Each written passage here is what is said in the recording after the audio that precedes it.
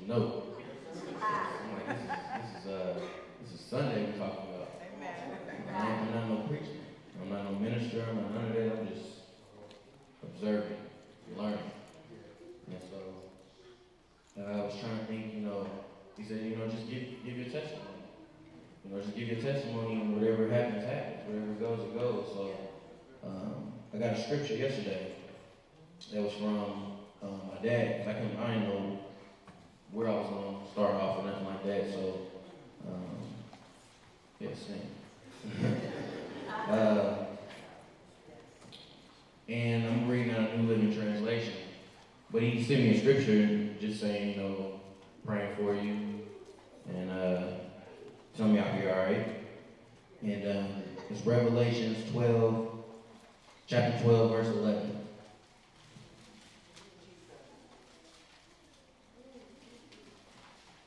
And it says, and they have defeated him by the blood of the Lamb and by the word of their testimony. And they did not love their lives to the death. That scripture right there is simple. I was like, I'm going straight from this scripture. Because if we defeated him, meaning the enemy, by the blood of the Lamb, and by the word of our testimony, then I'm just give my testimony. And we'll go from there. I also want to before I start, just thank everybody in Cornerstone. You can have a seat. Everybody in Cornerstone who came out to the wedding, who supported, because we wouldn't have been able to go for those 2 weeks, like he was talking about, if it wasn't for the people that came. And I thank God for all the gifts that you gave, all the love that you gave, all the support you gave. I know there's a lot of people in here who shared their testimony when they got married that they didn't have a lot of family supporting them.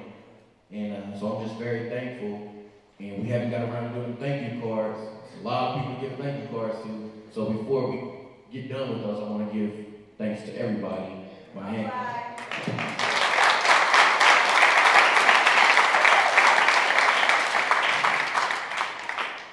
So when I started looking and trying to figure out what I was going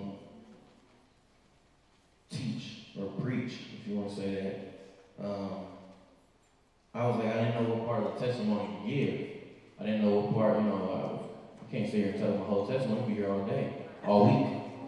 So then I started thinking about, I don't want to tell the same old stories over and over again. But then I was like, I should be proud of them stories, because I should be proud of those things that I've shared something with the youth in the class and stuff like that. They've heard it, but I'm not ashamed of those things, because it's what got me here right now.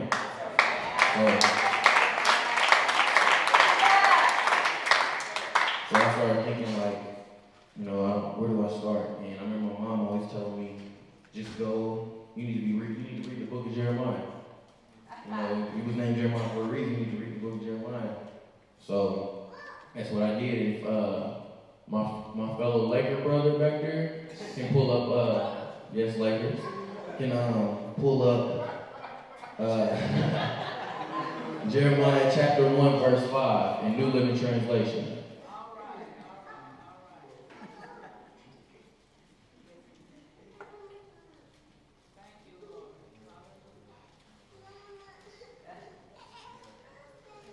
Why he gets that up? Let me go ahead.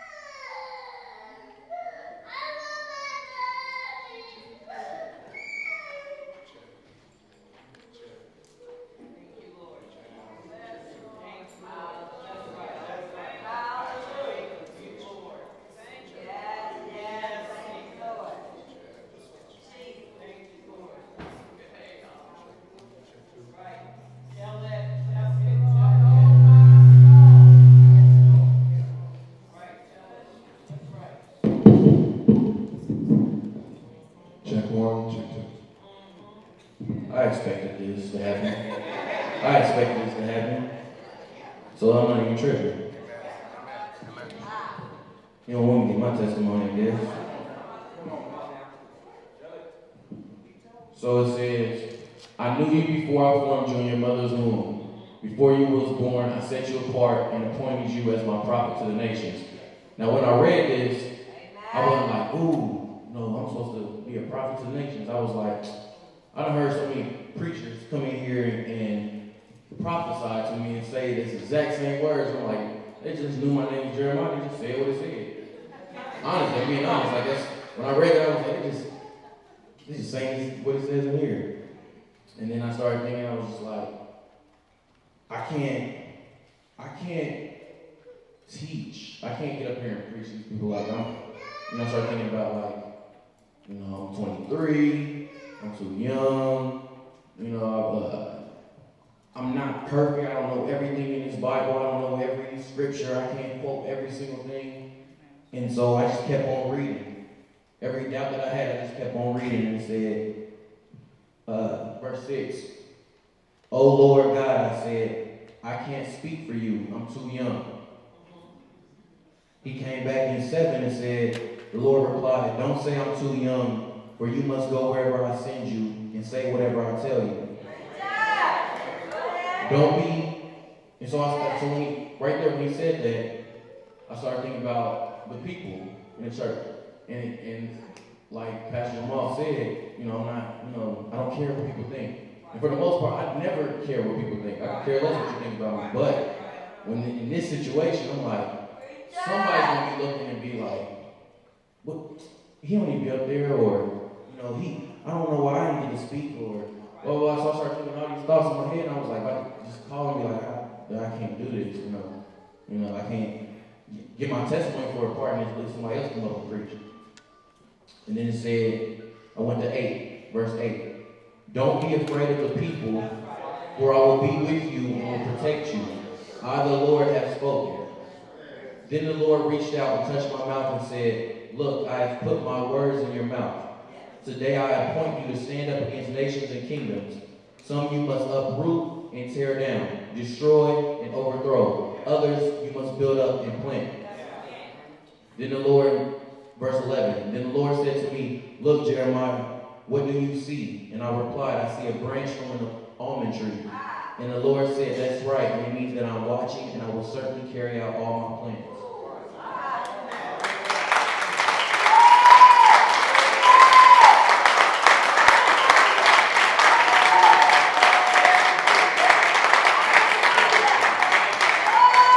So, after I read that, it gave me the confidence I need to come up here and say I'm not concerned about people. I don't care what anybody thinks. I'm going to tell my testimony. We're going to go about Sunday like it's another Sunday. I don't need praise. I don't need anybody complimenting, saying how great of a preacher I am. I'm just going to give my testimony just like anybody else in here who's been through something and give their testimony. That's all I'm going to do is just give my testimony. So, I was like, where do I start? Where do I begin? And I can start from the very beginning, but I've been through a lot. I've been through a whole lot, and what really made me proud to be up here is because I really just want to shatter this perception of how everybody sees the first family. Like we're not Obama. We're not Obama's, the first. We're not that. So I don't have to sit up here and smile for the camera, smile like there's no pretending. We're human beings, just like everybody else. So it's funny that this situation happened, and then I'm up here now, but I'm just thankful because I'm like, good. Let me give my testimony for people who know my testimony. But there's people who have a perception of who they like. I just grew up in the church. You got to think that Cornerstone's been around 6 years? 6 years. My mom will kill me for this, but my mom is 49. So, 6 years ago when the church started, she was 43. Pastor was 39. What do you think they did the first 43, 39 years of their life? So any issues and things that they went through before they ever started the ministry, there's still issues that they have to deal with. I've been in church, but I can honestly tell you I was in church young and never paid attention. As a young kid, as Cameron's age and all, I was in there for the cookies, for the drinks, and to color some pictures. Learn some songs so I can impress my mom. That's about it. As I got older, I went because I had to go. I was supposed to go. This is what I was supposed to do. But I was in the back like the youth are right now, not paying attention. I'm not saying y'all not paying attention. I'm just saying I was in the back not paying attention, talking, passing notes, doing whatever. So then you fast forward, like, I started thinking, I was like, I was a good kid. I really was. At a young age, I was a good kid. I was about 12. I was still, playing Pokemon cards and trading cards and basketball, and I was, making honor roll and all that. And then a lot changed in a year. And it's funny that he said, because I was trying to think, where do I even begin? And he said, remember when I was 13 years old. And it was when I was 13 is when I went from 12 being an honor roll kid, playing at home, love my family with my brothers, to 13, smoking, drinking. I was thinking about this. I was like, I was more concerned, even though I was going to church, about having a grill, than I was God. I would do anything to get some golds, get some tattoos like I seen other people doing, carry a pistol. Then I get concerned about God. I didn't hear nothing about that. I didn't care about that. So at 13 to 18, I caused my parents hell. There's no other way to say it. I caused them hell. I put them through everything. At 14 years old was the first time I was arrested. And I was locked up. Went to juvenile. I got out and went to school and got suspended that same week. I'm just going to tell you some things because I want to brag on God. When I tell you these things, I don't want to make this about me. That's why I didn't want to be up here, because I don't want you thinking about me and that how happy I am when I'm up here telling you everything that I did. I don't care about that. I really don't. But I want to brag on God, because when I started thinking about different situations, I was like, it's amazing that I am here right now.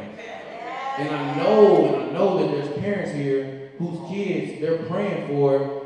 Their kids are getting suspended every other day. Their kids are getting kicked out of school, and they're sitting there like wanting to give up. They want to give up. Or there's kids right here, right now, who maybe felt like I felt, could care less about being in church. They're just here because their parents forced them to be here. So once I got to high school, it was over after that. Because if you don't know, which I don't even like sharing, but I felt if I'm gonna give my testimony, I have to tell everything. That my last name is King. So you know that Pastor's last name is Davis, which means he's not my biological father. And my biological dad has never been around. He's been in prison. And I'm not knocking him. I'm not knocking him. God bless him. I hope he gets it together. But I've seen a lot. And the reasons I've dealt with a lot of the issues that I've dealt with is stemming from him and from the things that I've dealt with him. And if I haven't learned anything in these past couple of weeks is there's a lot of things that we deal with in our childhood that later we deal with and still deal with it as adults. And I've really learned that. And so I started thinking about the different issues and things that I went through. Where does it come from? Where does it stem from? And why do I do the things that I do? It stems from that feeling and that abandonment from him. But I'm not bitter about it. Certain people, talk about your parents or dad who does that, excuse me. But I'm cool. I'm 100% cool right now.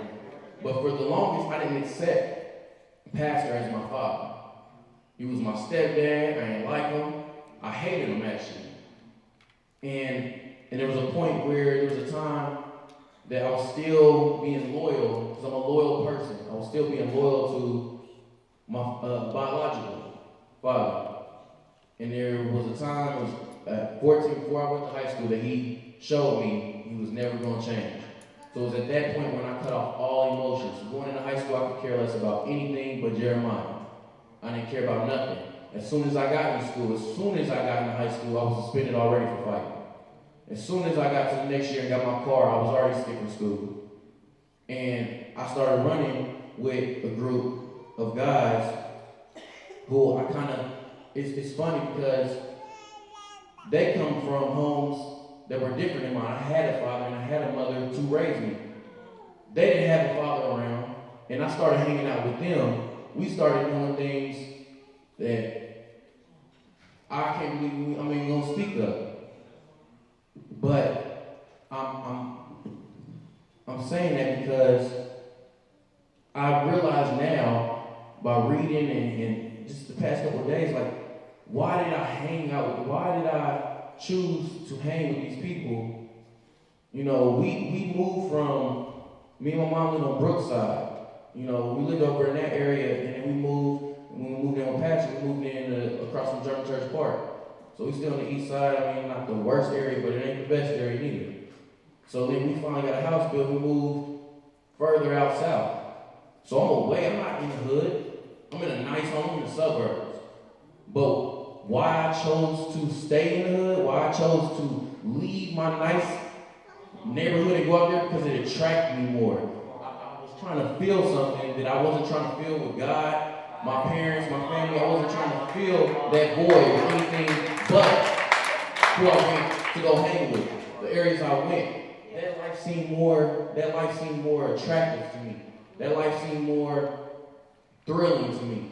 To run around and not know if I'm gonna live or die. It's not like I used to think about it. I didn't sit back and be like, man, I wonder if I'm gonna die today. Like, I just did whatever we was going to do, and I did it because I had to go above and beyond, because I had to prove to them that they knew where I stayed at. They knew where my neighborhood was at. So I had to prove to them that I'm more hard than you ever could be. I had to go beyond that. My attitude, I had to snap faster. I had to go off faster. I had to fight everybody more. I had to, get every female I could. I had to do everything I could to prove that I'm tougher than everybody that I'm hanging with. It doesn't matter where I always have to remind them, I used to live here. I used to do this. I used to live on Post. I used to really claim 42nd and Post Road like I was living here. I was living over here by Raymond Park and Raymond Street in Brookville, in the suburbs, in a nice home, pantry full, refrigerator full. My mom bought my clothes. I used to stunt like I bought my clothes. My mom bought my clothes. We go, give me $200, we go get some clothes. And there's a lot of kids who I was hanging with, they were doing those things because they had to do those things. They didn't have to, but in their mind they had to. They didn't have people to tell them. They didn't have parents to tell them and to show them the right way. They didn't have a father, because I'm talking about hanging out with dudes. They didn't have a father like I had a father, and I didn't appreciate it. I really didn't appreciate it. We fought, we argued, we fought. Not fought like words, we fought for real. I had, just until we moved into where we live at now, I didn't have a closet doors because they had holes in them. Because, Pastor crazy, man. He crazy. Not me, he crazy. We done shattered glass, mirrors, we shattered them. We done fought for real. We really fought because he wasn't going. His feelings might have been hurt from a lot of things that I said and I did, but he never showed me that part. He showed me the love of God before I knew what the love of God was. He still kept loving me, still kept that door open before I ever realized what he was doing. It wasn't until later that I realized that's what it was, but he didn't shut me off. And I'm not telling any parents, whose kids, they just out here acting crazy. I'm not telling y'all to just keep letting them do whatever they want to do. But no matter when I left, no matter what, he kept the door open. He kept the door open, he never shut the door on me. But he wasn't proud of what I was doing and the decisions I was making. So I get to hang out with these guys. And there's a lot of these guys I grew up with. And some of them I had just met, and we formed a little gang or whatever you want to call that. And in the beginning, it wasn't supposed to be that. It was just me wanting to call ourselves something. We all hung out with each other. And I'm not even going to say the name because, some of you know who I'm talking about. But I don't even want to say the name because I don't want to give them no glory because it's still going on, and they still recruiting younger people, and it's still going. I don't even want to give it no type of glory for no kids to go out here and look and thinking, because it's a waste of time. It's a waste of time that really screwed my life up, but I'm not blaming them, I'm blaming myself because I made that decision. But I just want to give hope. I just really want to give hope. I don't even know I just want to give hope to some parents out here whose kids, they just not getting it. They feel like their kids are not getting it. And then they won't ever get it. But I'm like standing here with a Bible and I'm preaching on Sunday at 23. And just years ago, I was sitting there locked up, getting lazy and all this things. And I'm standing here preaching the gospel. It's just like, it's just hit me as I'm standing here like, you can't give up on these kids. You can't give up on these kids. And I would never give up on these kids. There's a lot of kids right here right now who probably did something last night they know they shouldn't be doing. They head down, they don't want to stand up, they don't want to praise because they feel guilty. They know they shouldn't be doing it, but they're doing it anyway. And I'm not here to condone, to put my finger down or nothing, because I understand. So some of the things, I just want to give these like testimonies, like to show you how God held mercy over me, and I couldn't understand why until this morning, to be honest. Like, you blessed me so much last week, I didn't get to tell you, you blessed me so much. You blessed me so much. I love your message last week. And it just gives me like, it just had me, what she said, it came at the last moment. It came at the last minute. And that's how this kind of came, like, trying to get the revelation, because I'm like, if somebody asks me a question, I don't know how I'm going to answer that question. Well, I understand now why he gave me mercy. Because I did all the same crimes that all my friends did, but I don't have any felonies. I don't have any record. And they all are struggling. I talked to a friend yesterday who came to the wedding. He's trying to get a job. He's trying so hard to get a job, but he can't get a job because he got a felony for strong arm robbery. It's hard doing a job when you got robbery as one of your felonies. And I was just like, I don't understand, God, why you kept me, because I done robbed, I done stole, I done broke into houses. Why is it that you kept me? So I'm gonna tell you a couple incidents. One incident. I was sitting around with a bunch of friends. We started smoking. I get high, we about to go to the party. I don't know what was wrong with me, but I got the tripping. Everybody else that I was smoking with, they was cool. But next thing I know, I'm like outside on the ground, rolling around, looking ridiculous. I ain't condoning no movies, but if you know how Smokey looked on Friday, when he's running through the street, in there with the pigeons and all that, that's how I was. I was going through yards, sprinklers going, I was drinking the water out of the sprinkler, I thought I was going to die and suffocate and all these things. I was tripping. It was so, and they take me. They just take me. They had this whole video for like the whole my freshman year of me running through the yards in the sprinklers, drinking water, tripping. And I went back to a buddy's house. It was in the same neighborhood, little house party. I don't even know if they still do those. And they all, laughed, made fun of me. They went back to the party. And it was crazy because I'm sitting in there and I just started praying. I'm high, I'm tripping, but I just started praying to God. And I don't even talk to God. I don't even pray to God. I ain't been I was going to church, but I didn't pray to God. So why in this instance when I'm high, that I prayed for 2 hours straight. 2 hours straight. It was like 10 something when we went back and I was in the room by myself. They all went back to the party. And it was not until midnight when I finally got up and went and got in the shower and was changed my clothes and got her cool. I promise God, if you just take this feeling from me, I won't smoke no more. I'm not going to do this no more. I'm going to stay here. I'm not even going to hang out with, I'm going to go home. Blah, blah, blah. As soon as that feeling went away, I got out the shower, put some new clothes on, went outside, started walking back to the party. I go back to the party. As soon as I walk into the party, that feeling comes back. My head comes light. I'm like, oh, come on, God. I'm sorry. Please forgive me. Okay. Let's take it away.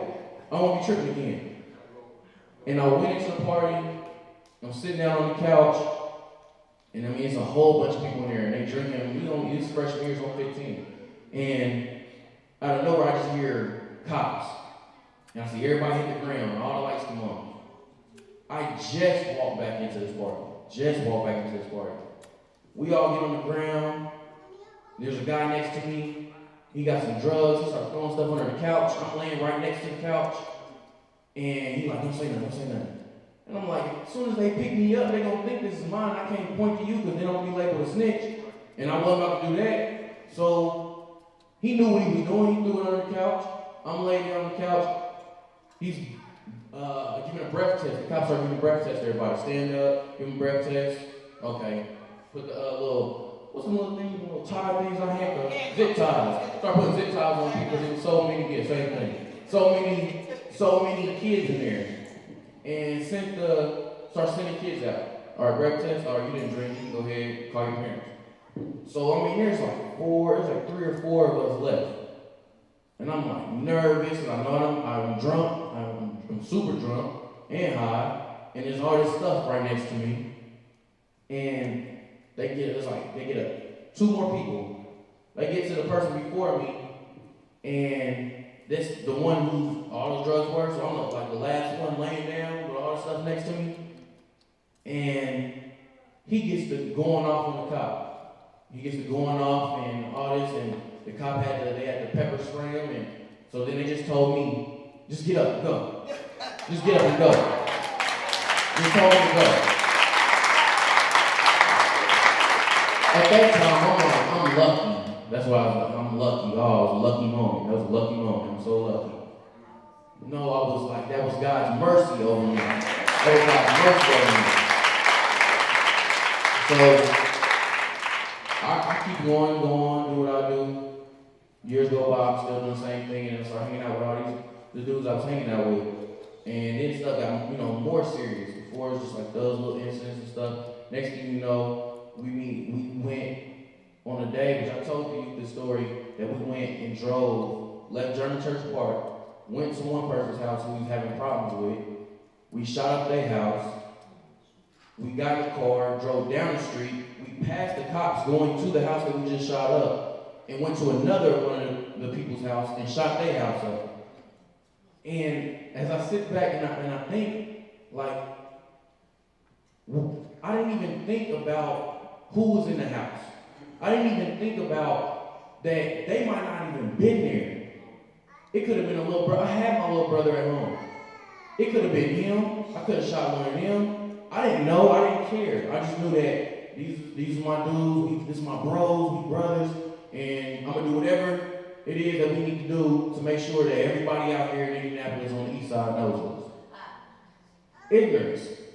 Real ignorance. And those are things that I can't go back and redo. I can't. If I could, I would, but I can't. So I'm going to live with it and just give testimony because there's somebody out here who maybe done the same thing.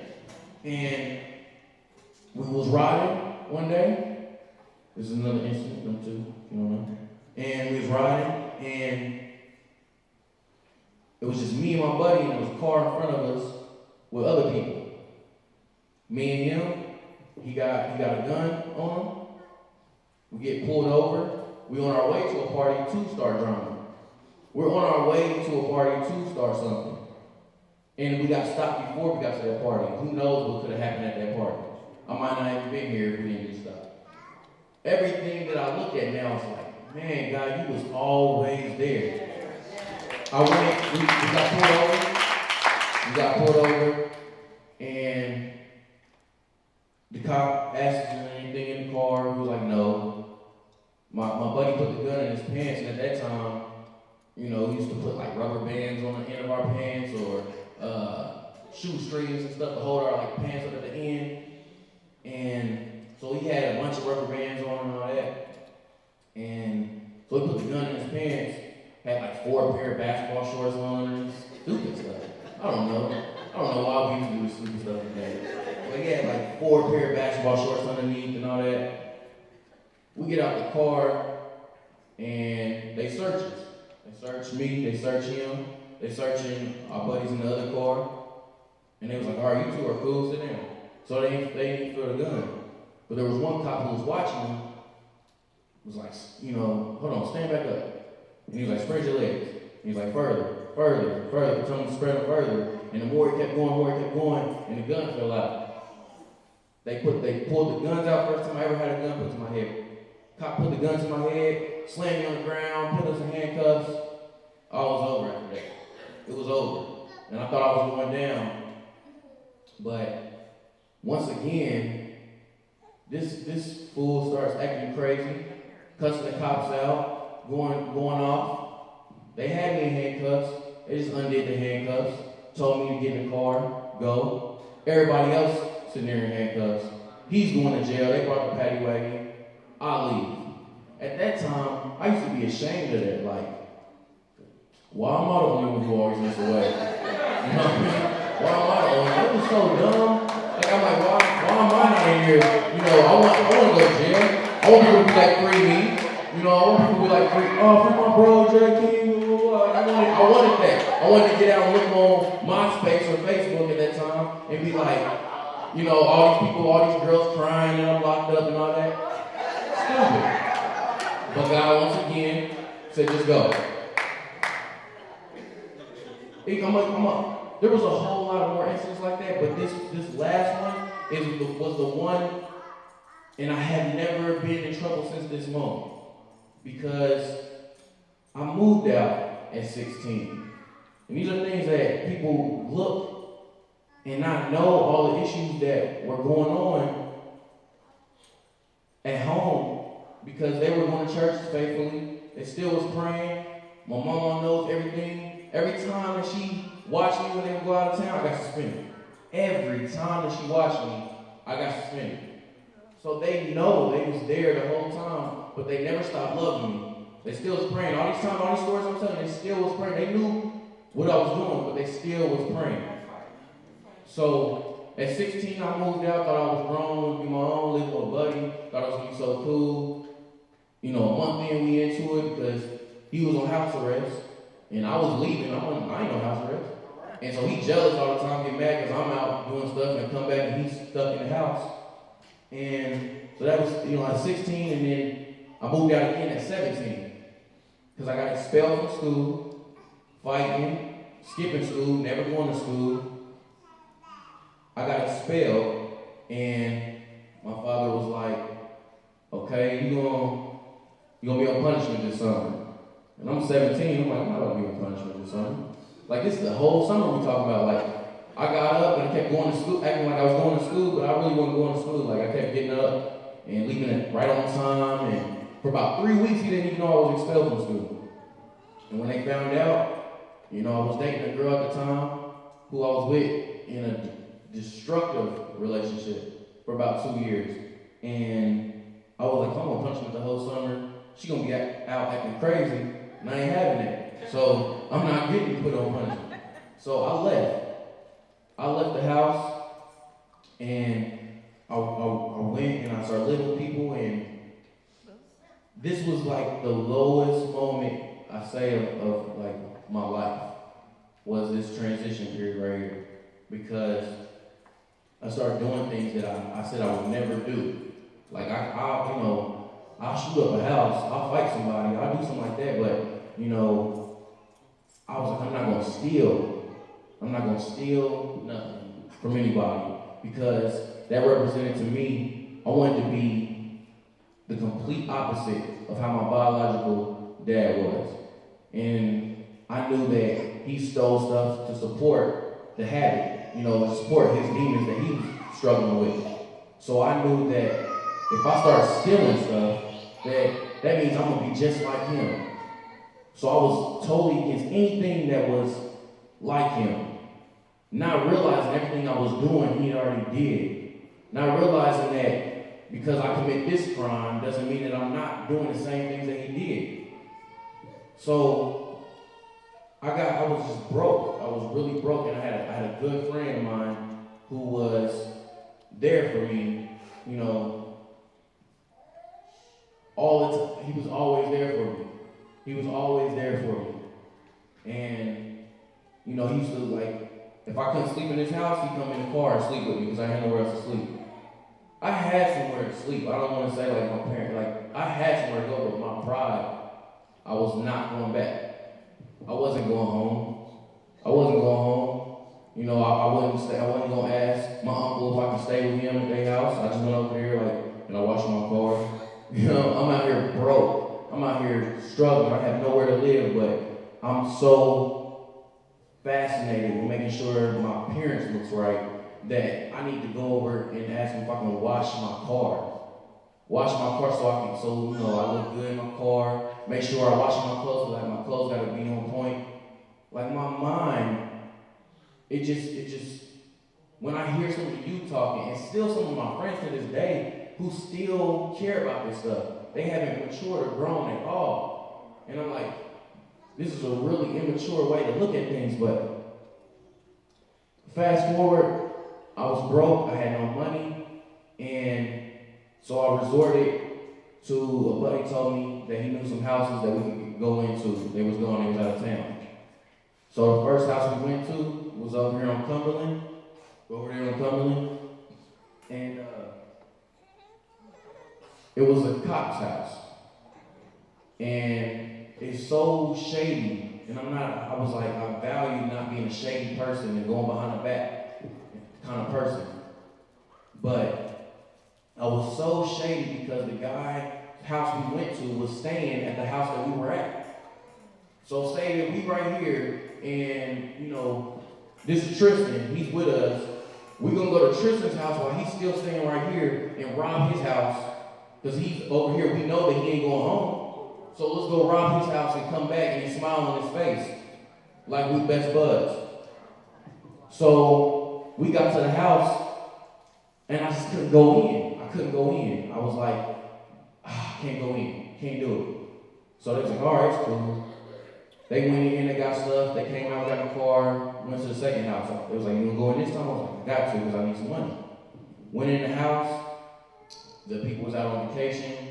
They had already went to the house and tore through stuff. And so I go in the house and start going through stuff, going through their files. I get a thing full of like quarters, those big things. I was like, all right, take this to the coin store. And we start going through the rooms and we got upstairs. This was the first time that I knew. I always knew deep down, but I hid that I wasn't like the people I was hanging with. But this was the first time that I was like, I'm nothing like these friends that I'm calling friends. Because they're getting ready to go into this little girl's room. And I think the little girl, she was about 5. And they're getting ready to walk into her room. And that's the only room they hadn't touched. Start tearing her room up. And I stopped them because I looked at the picture on the wall, their family picture, and all I could think about was my little brother, of how it would feel if somebody came into our house and robbed our house. And so I got into it, I pushed them. I was like, don't go into this little girl room. You know, it's a little girl. And so we argued in the hallway or whatever, but go ahead, he was like, we gotta get out of here. So he didn't go into the room. They writing, you know, ha ha ha all over the walls and spray painting everything and tearing the house up and, you know, just busting stuff for no reason. Just because they didn't come from the same background that I did. They didn't have the same support that I did, so they couldn't understand why I was having compassion at this moment, why I was feeling so guilty. So guilty enough that I pulled out a piece of paper and a pen and wrote to this family, which I still think about to this day, and wrote them a letter saying, I'm so sorry for doing this. I apologize so much. I just really need the money. And I hope that one day I can come back and give you the money that I've taken. I let this know and I put it on the refrigerator. We left, went to Meyer over here on Washington Street. I cashed that money in. We went on, what I do? I And I had all these guns in my car. I had like three guns in my car. I had, little guns, big guns. I had all kind of guns in my car. Stolen guns. The house that we were staying at, the cops were outside one day and was going through my car. And somebody told me, hey, the cops are out by your car. I ran out to the car. I was like, what are you doing? I'm just a tough guy. I'm getting to the cops. So I'm arguing with the cops. I go back in the house or I'm going to have to arrest you. I went back in the house. I called some people at the time, told them I was about to get locked up. I went outside, got into it with the cop again, and he maced me. He hadn't went through the car yet. They were just going through because my license plate was expired. That's why they were, when they were about to tow the car. He maced me, put me in handcuffs, put me in the car. The part that I'm skipping is that all these guns that I had in the car, I just sold 2 days before this happened. 2 days before this happened, I just sold all the guns that was in my car. So he puts me in the back seat and he begins asking me, he said, this house you've been investigating, and we are under suspicion that they are the ones who broke into the house to steal our police officers' weapons, and we broke into a police officer's house and stole his guns. So it was the Cumberland police. They were looking for the kids or people or men or whatever who stole these guns. I just had the guns in my car and I sold them. I still at that moment did not see how that was God's mercy over me.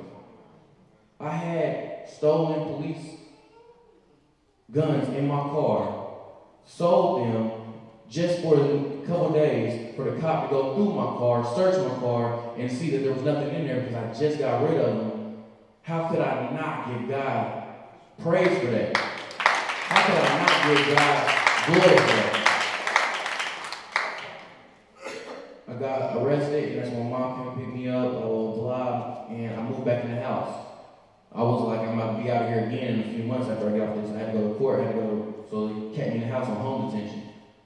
This was 17, but like Pastor always said, right as I turned 18, things changed. When my buddy died in February of 2008, he died, and everything just began to change. I started going to church. I changed the people I was hanging with. I was only hanging with him. We was only playing the game at my house, things that I should have been doing all along.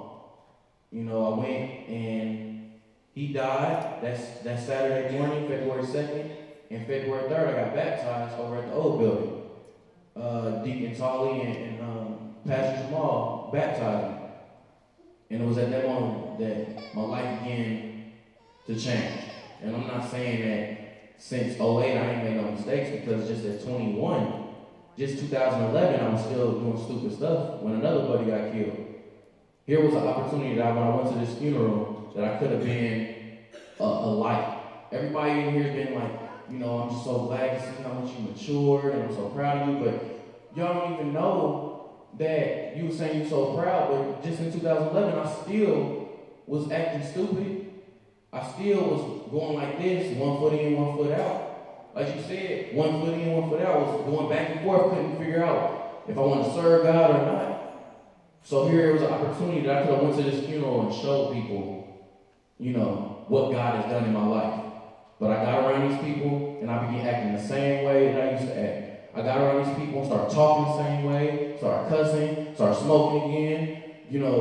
And I'm not ashamed to say this because this is a testimony that I had met her in 2011 and then broke up with her because I thought that I still wanted to, talk to female. I still wanted to do what I wanted to do. And I did do what I wanted to do, as I thought that's what I wanted to do. And thank God that she still was there and never left. She never left. I broke up with her. This is foul. I broke up with her on her birthday in 2011. I broke up with her on her birthday. And then this is when my buddy died, and I was just going through it and started doing all the same stuff. 2011, this is only 2013. And I went back to doing the same stuff.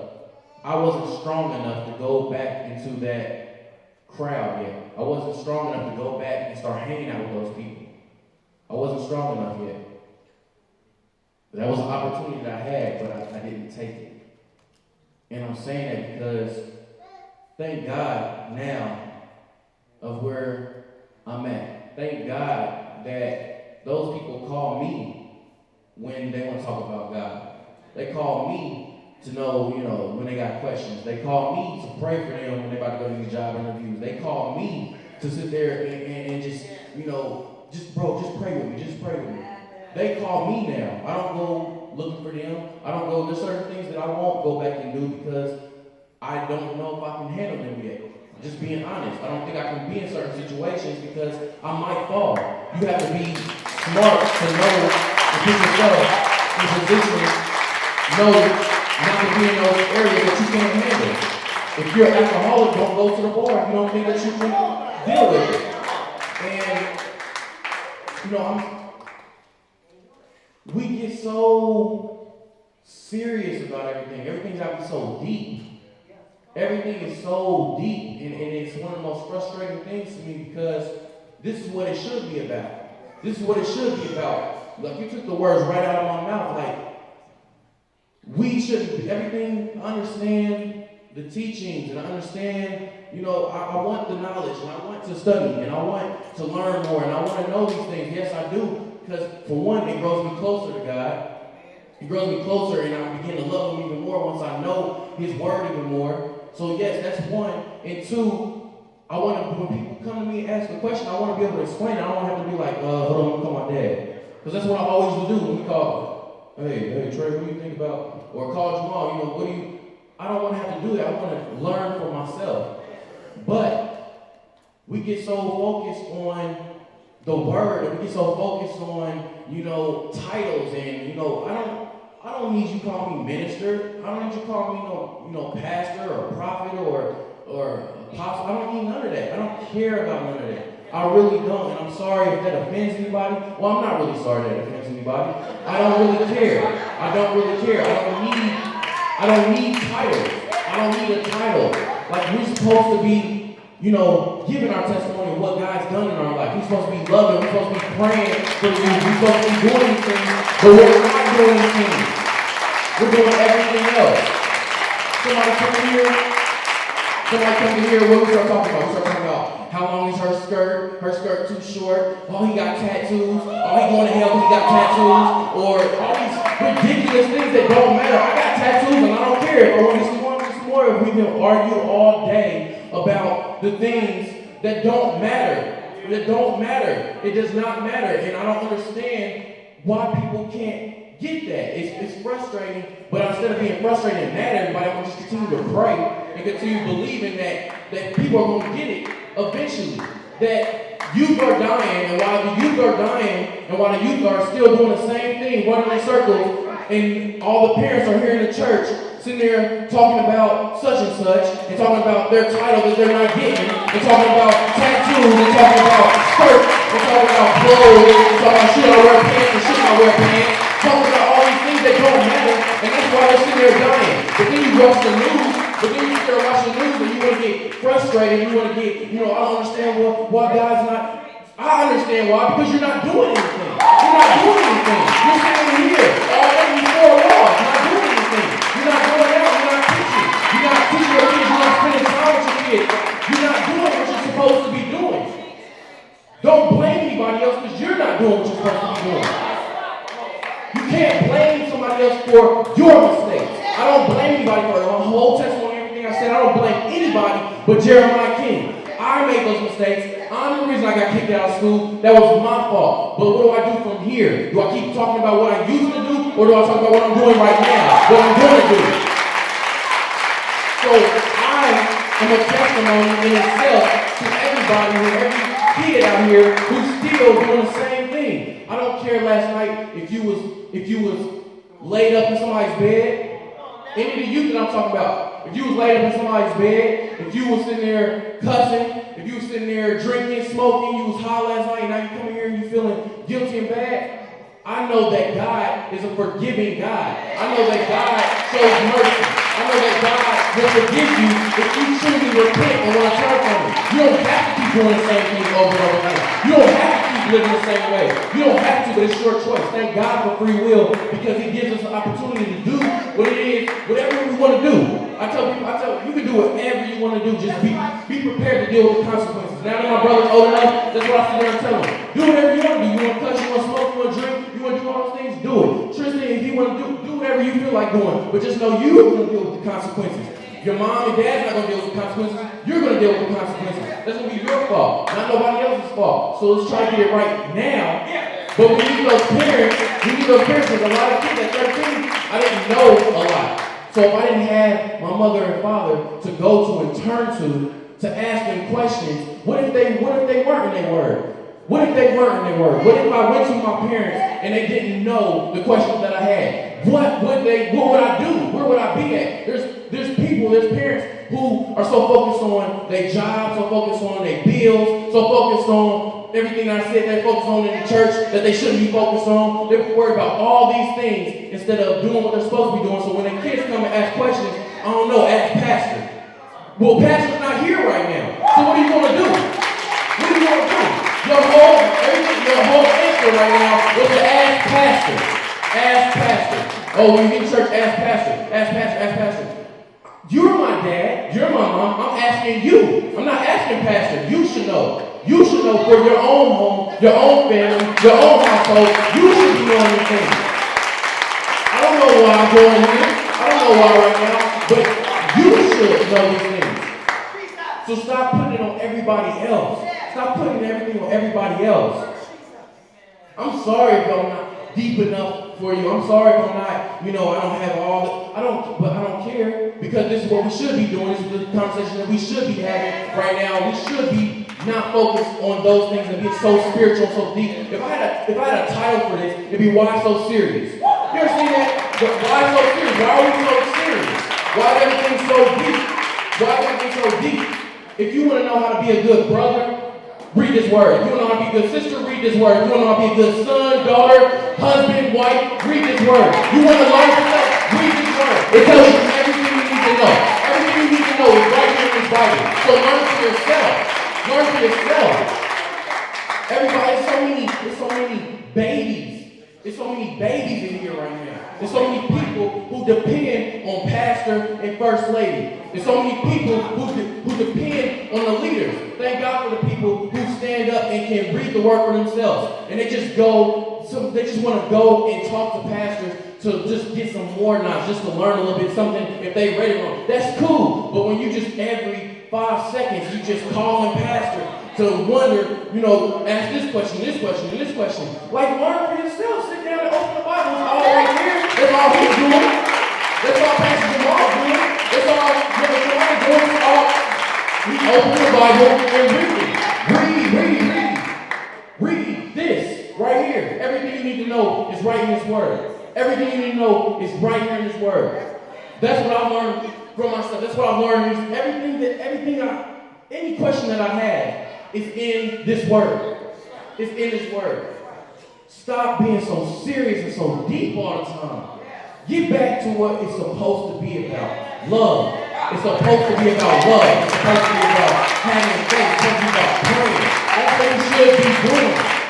Stop with the title. Who cares about your title that you didn't get? You didn't stop making it so much about you, because the more you make it about you, there's somebody who died. So when that blood is on your hands, because you had an opportunity to go talk to that kid, you didn't go talk to him because you were so concerned about why you didn't get to do this and why you didn't get to do that in the house of God. Come on. Make it plain and simple. It's about Him. It's about Jesus Christ, and it's all it should be about. It shouldn't be about nothing else. It shouldn't be about nothing else but Jesus Christ. I'm just so thankful right now to be standing up here and to be a testimony in itself. Even if I didn't give my testimony, just me standing here is a testimony. And I'm saying it in a bragging way. I say it in a bragging way with my God, because I'm here right now. And there's people I know that I see that are here right now because of Jesus Christ. I'm not the same that I used to be. I don't do the same things I used to do. And I'm just thankful, and I praise God and I thank God, because let me be the example to some parents who are giving up on their kids. Let me be the example to some youth right now who think, I said I never, and trust me, I don't want to be no pastor still, because I see the headaches that goes with that. I don't want to be a pastor, but I don't mind if God calls me to do it, I'm going to be obedient. If he says, I was nervous getting up here, but now I'm good, I'm cool, because I'm doing exactly what God told me to do. And I'm being obedient. And with obedience, you're free. Obedience brings freedom without bondage. Disobedience brings bondage. So I'm free. I'm free. So I have to, anytime that I get that opportunity, that I'm supposed to be up here, if God tells me to say something, I'm going to say it because I just want to be free. I want to be obedient. And I'm just thankful, and I praise God right now. I just want to thank God right now for this opportunity to come up here and give y'all my testimony and just be a living testimony. Tell you, stop being so serious and stop being so deep and get back to what it's supposed to be about, because these youth are dying and it's going to be on y'all if y'all don't sit there and get it right. So get it right.